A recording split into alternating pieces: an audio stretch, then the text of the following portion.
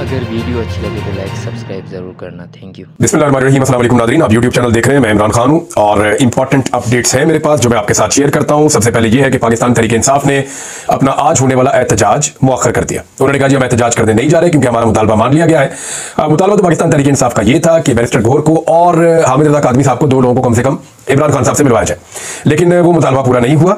दूसरी जानिब पाकिस्तान तहरीक इंसाफ इमरान खान साहब की सेहत के हवाले से शकूक व शुबहात का इजहार कर रही थी, तो वो मुतालबा मान लिया गया। पाकिस्तान तहरीक इंसाफ क्यों मान गई ये बात, इसके बारे में आपको भी बताता हूं। क्योंकि तहरीक इंसाफ को कुछ चीजों का शुबा था, वो शुबा उनका दूर हो गया। एक तो यह है कि इमरान खान साहब को अब उनके जाती मुआलिज डॉक्टर आसिम वहां पे मौजूद है इस्लामाबाद में। इमरान खान साहब के अपने डॉक्टर वहां इस्लामाबाद में है और उनके जाती मुआलिज जो है वो दीगर डॉक्टरों के साथ जाएंगे और जाकर उनका मुआयना करेंगे अडियाला जेल में। तो एक तो उनकी खैर खबर जो है वो बाहर आ जाएगी, पार्टी के लोगों को पता चल जाएगा कि एक्चुअली इमरान खान साहब की सिचुएशन क्या है, उनकी सेहत कैसी है, उन्हें किस हाल में रखा गया है, ये सारी चीजें क्लियर हो जाएगी। नंबर एक। नंबर दो जो है वो पाकिस्तान तहरीक इंसाफ को इस बात का शदीद खदशा था कि हुकूमत जो है वो इमरान खान साहब को गायब करके, यानी जिस तरीके से उनको लापता किया हुआ एक तरह से, या उनसे मुलाकात नहीं करने दे रहे, कट ऑफ किया हुआ पार्टी से, तो इस सूरत हाल का फायदा उठाते हुए हुकूमत आईनी तरमीम का खेल खेल जाएगी। लेकिन आईनी तरमीम पर हुकूमत के अभी तक बंदे पूरे नहीं हुए। मैं आपको फिर बता रहा हूं कि पाकिस्तान तहरीक इंसाफ को इत्मीनान इस वजह से है कि एक तो फौरी तौर पे आईनी तरमीम नहीं आ रही, उन्हें यकीनदारी करवाई गई है कि अभी आईनी तरमीम नहीं आ रही। और 18 तारीख को बिलावल ने वैसे भी हैदराबाद के अंदर एक इकट्ठ रख लिया, एक जलसा रख लिया। अब जब हैदराबाद में बिलावल जलसा करने जाएंगे तो उनके एमएनए तो वहां पे मसरूफ होंगे, एमपीएस भी होंगे और वो साथ उनके खड़े भी होना चाहेंगे। तो ऐसी सूरत हाल में मुमकिन नहीं है कि 18 तारीख तक आईनी तरमीम हो सकता है कोई बीच में खेल खेल जाए, इनका पता कोई नहीं होता, धोखा भी दे देते हैं। लेकिन इस वक्त जो सिचुएशन है वो ये बता रही है कि गेम उसके बाद होनी है, क्योंकि अभी तक नंबर पूरे नहीं हो रहे। फर्ज करें कौमी असेंबली का और सेनेट का इजलास बुला लेती है हुकूमत, तो वो बंदे पूरे होंगे तो आईनी तरमीम होगी ना। अब बंदे पूरे कैसे होंगे? मैंने आपको बंदे उंगलियों के ऊपर गिनाए। 17 बंदे टोटल ऐसे थे जो पाकिस्तान तहरीक इंसाफ को लगता था कि इनमें से बंदे टूटेंगे। तहरीक इंसाफ ने आज से 2-2.5 माह पहले 17 बंदे शॉर्टलिस्ट कर दिए थे और तकरीबन 26 से 28 बंदे ऐसे थे जिन पे उनको यह था कि इन पे दबाव जरूर डाला जाएगा, लेकिन अगर बंदे टूटेंगे तो इन 17 में से टूटेंगे, क्योंकि ये बहुत वुलनरेबल है ना, इनके ऊपर ज्यादा अटैक किया जा सकता है। बेचारों का कारोबार ऐसा है, ये इनका बैकग्राउंड ऐसा है कि इनके ऊपर अटैक जरूर किया जाएगा। अब वो जो 17 बंदे हैं जिन पर अटैक किया जाना था, उनमें से चंद बंदे पाकिस्तान से बाहर हैं और बाकी बंदे खैबर पख्तूनख्वा में। और जो खैबर पख्तूनख्वा में है उनमें से चंद अपनी मर्जी आपके तहत खैबर पख्तूनख्वा में जगह लेकर रह रहे हैं, अपने दोस्तों के पास, अपने जानने वालों के पास, और कुछ को जो खैबर पख्तूनख्वा की हुकूमत है वो, यानी वहां के जो एमएनए हैं या वहां के जो लोग हैं पाकिस्तान तहरीक इंसाफ के, वो सपोर्ट दे रहे हैं। ये जनाब आपने जाना कहीं नहीं है। और अब आ जाए आप सेनेटर्स की तरफ, तो जो 1-2 सेनेटर्स इधर उधर हुए थे, इत्तला मिली है कि वो सेनेटर भी वापस पाकिस्तान तहरीक इंसाफ के पास पहुंच गए हैं। मैं आपको फिर बता रहा हूं कि जो सेनेटर्स इधर उधर हुए थे, मुबैना तौर पे वो सेनेटर्स भी अब इधर उधर नहीं है। हुकूमत के पास सेनेट के अंदर किसी किस्म की बर्तरी अभी तक उनको हासिल नहीं हुई। जो नंबर वो पूरा करना चाह रहे थे इस वक्त तक उन्होंने पूरा नहीं किया, हालांकि बदस्तूर कोशिशें चल रही हैं। इस्लामाबाद के अंदर मंडी लगी हुई है, मेरे एक बड़े करीबी दोस्त हैं और बहुत ही करीबी, आप सारे उनको जानते हैं, अभी नाम लेके मुसीबत में नहीं डालना चाहता हूं। तो उन्होंने बताया जी फलां बंदे का 50 करोड़ है, फलां बंदे का 35 करोड़ है, फलां बंदे का 50 करोड़ से ऊपर है। तो मैंने कहा यार ये बात तो ठीक है, लेकिन उन बंदों ने खुद लिए हैं ये पैसे। तो उन्होंने कहा जी अभी ये कंफर्म नहीं कर सकता मैं। मामला ये है कि जो बंदे बेचारे पैसे दे रहे हैं ना, वो जो बीच में डीलर्स हैं या बड़े बड़े बिजनेस टाइकॉन्स हैं, जिनको लालच दिया गया है कि आपका ये काम कर देंगे, वो काम कर देंगे, वो काम कर देंगे, आप पैसा खर्च करें एमएनए और सेनेटर्स खरीदने के लिए। तो बीच में जो मिडल मैन है ना, उन्होंने उधर पैसे लेना शुरू कर दिए। अब ये पैसे का ज्यादातर हिसाब किताब नहीं होता, ये ब्लैक में नहीं होता है, तो इसका हिसाब किताब तो हो नहीं सकता कि जनाब कल को वो कहे जी मेरा पैसा वापस करो, तुमने तो एमएनए खरीदा ही नहीं मेरे पैसों का। तो अब इस तरह के मिडल मैन जो है वो फायदे उठा रहे हैं और इस्लामाबाद की मंडी में बहुत सारे लोग करोड़ों रुपया कमा चुके हैं। कई ऐसे लोग करोड़ों रुपया कमा चुके जो कुछ ओहदों के ऊपर बैठे हुए हैं। यानी अब मैं ज्यादा खुल के अब किसी को नंगा नहीं करना चाहिए, लेकिन वक्त आएगा, सबूत भी आएंगे, सारी चीजें सामने आएंगी। जब इंक्वायरी होगी ना तब पता चलेगा कि कौन कौन बंदा अपनी सीट पर बैठ के नाजायज फायदा उठा गया और उसने करोड़ों रुपए की दिहाड़ी लगा ली। तो यहां पर जो है वो दिहाड़ियां भी चल रही है इस्लामाबाद में, मुबैना तौर पर। देखिए जो एमएनए से बात करो वो किसी और जगह पे है, वो जिसके साथ बैठे हुए उनसे बात करो वो कहते हैं जी बंदा तो यहां से गया ही नहीं। फिर ये बात करो कि जनाब इसके तो पैसे उठा लिए गए इस्लामाबाद में, वो कहते हैं जी मुझे नहीं पता मेरे पैसे किसने उठा लिए। अब जिसने पैसे उठाए आप उससे पूछे, अब उनसे कौन पूछे? बहरहाल जो पैसे दे रहे हैं वो कहीं ना कहीं बता रहे हैं कि जनाब हमने इतने पैसे देने हैं। कहीं ना कहीं बताने का मतलब यह है कि अपने करीबी हलकों में वो आगाह कर रहे हैं कि जनाब हमने इस आईनी तरमीम के लिए कुर्बानी दे दी है, हमने पैसे दे दिए हैं और हमने बता दिया कि फलां फलां बंदा हमारी ईमा पे खरीदा गया है या हमारे पैसों से खरीदा गया है। तो यह है जनाब सारा गेम। बंदे बिके नहीं, बंदे काबू आए नहीं, ना सेनेटर पूरे हो रहे हैं और ना ही पूरे हो रहे हैं एमएनए। अब फजलुर रहमान साहब पे सारी उम्मीद है। मैं आज आपको फिर कह रहा हूं कि अगर कोई आदमी आईनी तरमीम करवाएगा तो वो फजलुर रहमान होगा। अगर कोई इस आईनी तरमीम को इस वक्त करवा सकता है तो सिर्फ और सिर्फ फजलुर रहमान साहब करवा सकते हैं और कोई नहीं करवा सकता। फजलुर रहमान साहब की 4 चीजें ऐसी हैं जिनकी मौजूदगी में हुकूमत ये आईनी तरमीम करेगी नहीं। मैं चारों चीजें आपके सामने रख देता हूं और फजलुर रहमान साहब के लिए बहुत मुश्किल है इन 4 चीजों से पीछे हट जाए, पीछे चले जाए बैकफुट पे। या मैं पीछे हट रहा हूं, मैं ये 4 चीजों से पीछे हट रहा हूं, आप मेरे साथ मिलकर आईनी तरमीम कर दें। फजल रहमान साहब कर नहीं पाएंगे, पर स्टेटमेंट तो सुने जरा। फजल रहमान साहब ने जो दिया है बड़ा लंबा चौड़ा स्टेटमेंट है, तकरीर कर रहे थे अपने कारकुनों से सिंध में, लेकिन मैं उसका एक मुख्तसर एरिया आपको पढ़ के सुना देता हूं। आज इस तरह की कठपुतली असम्बलियों से तुम अपने मफादात के लिए आइन में तरमीम करवाना चाहते हो, तुम मेरा आइन बिगाड़ते हो, तुम इस कौम की वादत की अलामत को खत्म करते हो, तुम पाकिस्तान की वादत की अलामत को खत्म कर रहे हो। हम पाकिस्तान की वादत की इस अलामत का तहफ़्फ़ुज़ करना जानते हैं और इंशाअल्लाह तहफ़्फ़ुज़ करेंगे। आज मेरे साथ हाथ उठाकर अल्लाह को हाजिर नादिर जानकर अहद व पैमान करें कि अगर मेरे आइन के साथ, मेरे इस्लाम के साथ तुमने खिलवाड़ किया तो ये अवाम इस मैदान में नहीं बैठेगी, वो सड़कों पर निकलकर तुम्हें ऐवानों से घसीट कर बाहर निकालेगी। एस्टेब्लिशमेंट पे इल्जाम लगाया फजल रहमान साहब ने, और बड़ा क्लियर इल्जाम लगाया एस्टेब्लिशमेंट के ऊपर। ये तरमीम के हवाले से भी, इलेक्शन में धांधली के हवाले से भी जो हुकूमत बनाई गई उस पर भी खुलकर लगाया। शहबाज शरीफ साहब को भी कहा कि तुम्हारे पास तो अक्सरियत ही नहीं है, उनको भी ताने दिए। तो फजल रहमान साहब बड़ा खुलकर आए, उन्होंने कहा आइन के लिए हमारा मुसवदा है। अब जिसने आईनी तरमीम करनी है वो फजल रहमान साहब के मुसवदे के ऊपर होगी, उनके बकौल। उन्होंने कहा जी कि कोई इजाजत नहीं देंगे अपने मुसवदे के अलावा कि कोई आईनी तरमीम की जाए। अब जरा सुने फजल रहमान साहब कि वो 4 चीजें क्या है जो हुकूमत को और हुकूमत के हमायतियों को किसी सूरत काबिल कबूल नहीं है। जरा चारों चीजें आप गौर से सुन लें। नंबर 1, आईनी अदालत फजल रहमान साहब नहीं बनाना चाहते, हुकूमत हर हाल में आईनी अदालत बनाना चाहती। आईनी अदालत बनेगी तो कादी फायद ईसा साहब को आईनी अदालत का सरबराह बना के सुप्रीम कोर्ट को उनके अंडर दे दिया जाएगा। आईनी अदालत नहीं बनेगी तो हुकूमत को कोई फायदा नहीं। दूसरा, जजों की उम्र में इजाफा किसी सूरत फजल रहमान साहब नहीं चाहते। जजों की उम्र में इजाफा होगा तो फिर एक्सटेंशन हो सकती है कादी फायद ईसा साहब की, वो सीनियर तरीन जज है, उम्र में इजाफा हुआ तो वो आगे चल जाएंगे, ये भी फजल रहमान साहब नहीं होने दे रहे। तो कादी साहब के तो दोनों रस्ते हो गए बंद। तीसरा, जो बुनियादी इंसानी हुकूक के अंदर तरमीम की जा रही थी, यानी जिसको मर्जी उठाओ जहां मर्जी बंद कर दो, आर्टिकल 8 आइन का, और जो उनके अंदर तरमीम की जा रही थी तो वो तो पाकिस्तान के अंदर बुनियादी इंसानी हुकूक मुअत्तल ही हो जाने थे। तो इस पे भी फजल रहमान साहब ने कहा जी ये नहीं हो सकता, बल्कि उनकी पार्टी ने बड़ा सख्त रद्द-ए-अमल दिया। सेनेटर कामरान मुर्तजा साहब का इसके ऊपर बड़ा क्लियर स्टेटमेंट था। नंबर 4, फौजी अदालतें। फजल रहमान साहब को यह लगता है कि अगर वो फौजी अदालतों के हक में जाएंगे तो पीटीआई के खिलाफ तो फौजी अदालतों के थोड़े से केसेस हैं, लेकिन ये जो खैबर पख्तूनख्वा और बलूचिस्तान की जिस बेल्ट में वो इलेक्शन लड़ते हैं, पश्तून बेल्ट में, वहां पे बेशुमार केसेस हैं लोगों के जो फौजी अदालतों में चले जाएंगे, तो उनको वहां पे बड़ा सख्त रिएक्शन आएगा, क्योंकि एक एंटी एस्टेब्लिशमेंट वेव उन हलकों में चलती है जहां पे फजल रहमान साहब इलेक्शन लड़ते हैं, लिहाजा फौजी अदालतों के हक में भी नहीं जा सकते। तो ये चारों चीजों के बगैर हुकूमत आईनी तरमीम करेगी नहीं, और इनके बगैर मौलाना फजल रहमान साहब होने नहीं देंगे। तो ये है जनाब, बिल्कुल क्रिस्टल क्लियर चीजें मैंने आपके सामने रख दी हैं।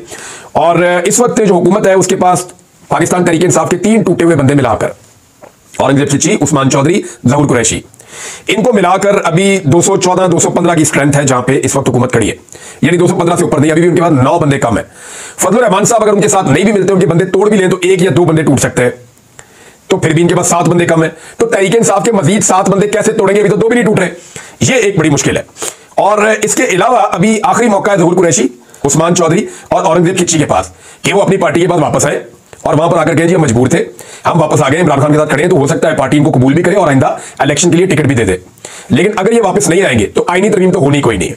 ये तो मैं इनको बता रहा हूं कि आईनी तरमीम नहीं हो सकती, क्योंकि बाकी लोग मिल नहीं रहे।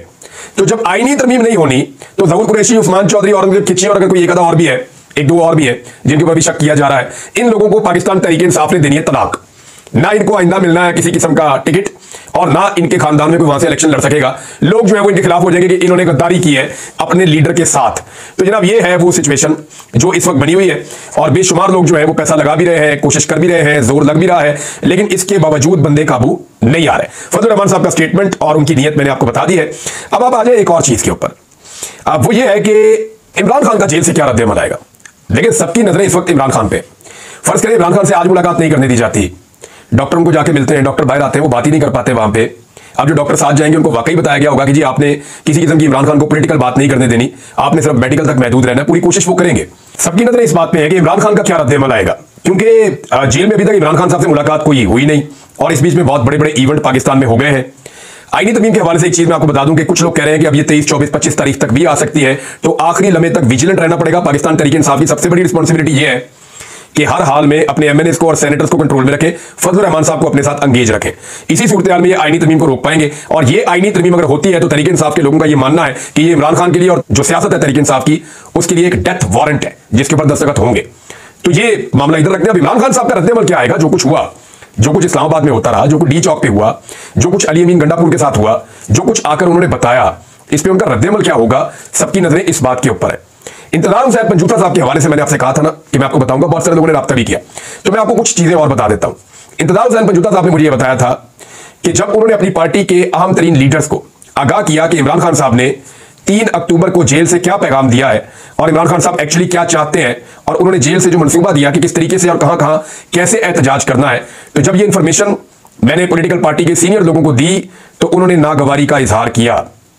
क्योंकि जो लोग कंफर्टेबल पोजीशंस में हैं उन्हें अब ये लगता है कि इमरान खान तो जेल में है और शायद वो अपनी वजह से जेल में है, तो हमें तो अब इक़्तिदार में है तो हमें तो अब इसके ऊपर जो है वो विराजमान रहना चाहिए, या हम अपोजिशन में है या हमें जो पोजीशन मिल गई है हमें इस पोजीशन को एंजॉय करना चाहिए। बहुत सारे लोग ऐसा भी सोचते हैं, बहुत सारे लोग जो है वो रिएक्टिव भी है, बहुत रिएक्ट भी करते हैं। तो इंतजार हुसैन पंजूता साहब ने ये क्लियरली कहा था पार्टी को कि मुझे जो कहा इमरान खान ने मैंने एज इट इज आपको बता दिया और जो आप करेंगे वो एज इट इज मैं इमरान खान को बता दूंगा। तो फिर आप देखेंगे इंतजार हुसैन पंजूता साहब इससे पहले कि इमरान खान साहब को बताते उनको अगवा कर लिया गया। और अब आप ये देखेंगे हर वो आदमी जो इंतजार हुसैन पंजूता के अगवा का बेनिफिशियरी है वो कुछ नहीं बोल रहा। आप सिर्फ ये चेक कर ले कि कौन कौन बंदा है जो इंतजार हुसैन पंजूता की आजादी के लिए आवाज उठा रहा है। जो आवाज उठा रहा है ना, आप ये समझ लें कि वो आदमी चाहता है कि वो आ जाए। कई लोग हैं, आपने देखा है कि इतने दिन गुजरने के बावजूद 6-7 दिन हो गए हैं, वो मुंह पे उंगली रख के बैठे हुए हैं और खामोश है, और वो इंतजार हुसैन पंजूता साहब की बाजियाबी के लिए ना कुछ कर रहे हैं, ना रोला डाल रहे हैं, ना आवाज उठा रहे हैं।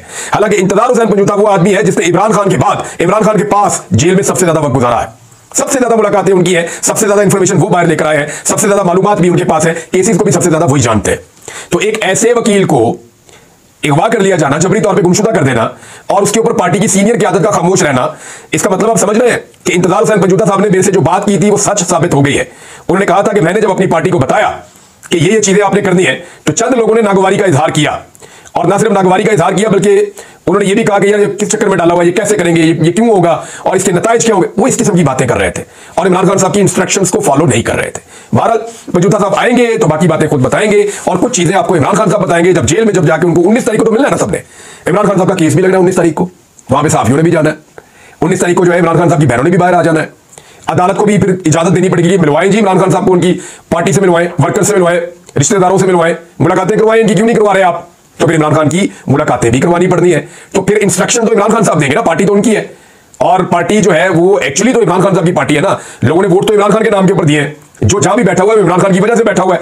ये लोग तो अपने हलकों में नहीं आ सकते थे इलेक्शन लड़ने के लिए, सारे भागे हुए थे, और लोगों ने इमरान खान के नाम के ऊपर पता नहीं कौन कौन से इंतखाबी निशान के ऊपर ठप्पे लगाए हैं, किसी ने चैनक के ऊपर लगाया, किसी ने फाख्ता के ऊपर लगाया, किसी ने मंजी पीढ़ी के ऊपर लगाया, किसी ने बैंगन के ऊपर लगाया, किसी ने जूते के ऊपर लगाया, जिसको जहां कोई निशान मिला उसने उसके ऊपर ठप्पा लगा के इमरान खान के बंदे को असेंबली में भेजा। और आज ये लोग इमरान खान के बारे में नेगेटिव थोड़ी सी इनकी तरफ वाइब्स आती है। बहरहाल ये पंजूता साहब आएंगे तो चीजें और क्लियर हो जाएगी। अब आप ये देखें कि एक और खबर है, और लाहौर पुलिस ने ये कहा कि ये जो कुछ भी एक बच्ची के साथ रेप वाला मामला है ये खबर गलत है, ये ठीक नहीं है। एक तरफ जो है वजीर तालीम कह रहा है कि उल्टा लटका देंगे, मैं नहीं छोड़ूंगा, उल्टा लटकाऊंगा। जो बच्चियां हैं वो हजारों की तादाद में बच्चियां एहतजाज कर रहे हैं। दूसरी तरफ पुलिस ये कह रही है, लेकिन मेरा एक और सवाल है, इस सारे एपिसोड को एक तरफ साइड पे आप रखें, अब जिनके साथ ये वाकया हुआ उनका इश्तिहार तो नहीं लगाया जा सकता ना, लगाना भी नहीं चाहिए, उनका नाम भी नहीं आना चाहिए। अगर कुछ करना है तो उस तरह करें जैसे पिछले दौर के अंदर हुआ था जब सियालकोट मोटरवे के ऊपर एक खातून के साथ रेप हुआ। आज तक कोई नहीं जानता वो खातून कौन थी, उनका नाम क्या था, वो दिखती कैसी है, उनका खानदान कौन है, किसी को नहीं पता। ये तरीका इंसाफ देने का देना तो फिर ऐसे दें, लेकिन यहां पे बहुत ताकतवर लोग हैं तो इसलिए चीजें ऐसे हो रही हैं। लेकिन एक चीज मैं आपको बताता हूं, ये जो पाकिस्तान का मीडिया है ना, ये हमारा मीडिया नहीं है, हमारा मिडिल क्लास का गरीब आदमी का मीडिया नहीं है ये। वजह यह है कि आपको याद होगा कि आसिफा जरदारी के एक छोटा सा वो लग गया था, ड्रोन टकरा गया था उसका पर, ये जो कैमरे वाला ड्रोन होता है, तो उसके ऊपर मीडिया ने 3 दिन तक नाच नाच के घुंघरू तोड़ दिए थे, फट्टे चल रहे थे, ब्रेकिंग न्यूज चल रही थी। आसिफा जरदारी को टच कर गया, खुराश आ गई, खुराश के बाद उनको एम्बुलेंस में शिफ्ट किया गया, अब उन्हें फलां अस्पताल में पहुंचाया गया, फलां अस्पताल में डॉक्टर्स उन्हें देख रहे हैं, फलां डॉक्टर जो है उन्हें कॉल कर दी गई है, डॉक्टर्स की टीमें पहुंच रही हैं, इस वक्त जो है वो सीटी स्कैन किया जा रहा है, इस वक्त जो है वो टांके लगाए जा रहे हैं, इस वक्त जो है वो ब्लड इतना बह गया है कि आधा छटांक ब्लड भी उनका निकल गया है। तो तबाही फिर इस किस्म की खबरें चल रही थी कि जैसे पता नहीं कोई एटमी जंग छिड़ गई है दुनिया में। आसिफा को ड्रोन टच हो गया और आज बच्चे और बच्चियां दर्जनों की तादाद में मार खा के अस्पतालों में पड़े थे और मीडिया दिखाने के लिए राजी नहीं है। तो ये हमारा मीडिया नहीं है, ये एलीट क्लास का मीडिया है, ये उनके लिए काम करता है। ये मीडिया सिर्फ हमारे घर में आता है इश्तिहार लेने के लिए, पैसा कमाने के लिए, व्यूज कमाने के लिए। ये मीडिया हमारे घर में जरूर आता है, लेकिन याद रखें ये हमारा मीडिया नहीं है, ये हमारे लिए काम नहीं करता। ये एलीट का मीडिया है, ये एलीट के लिए काम करता है, हमारे बच्चों के लिए नहीं करता।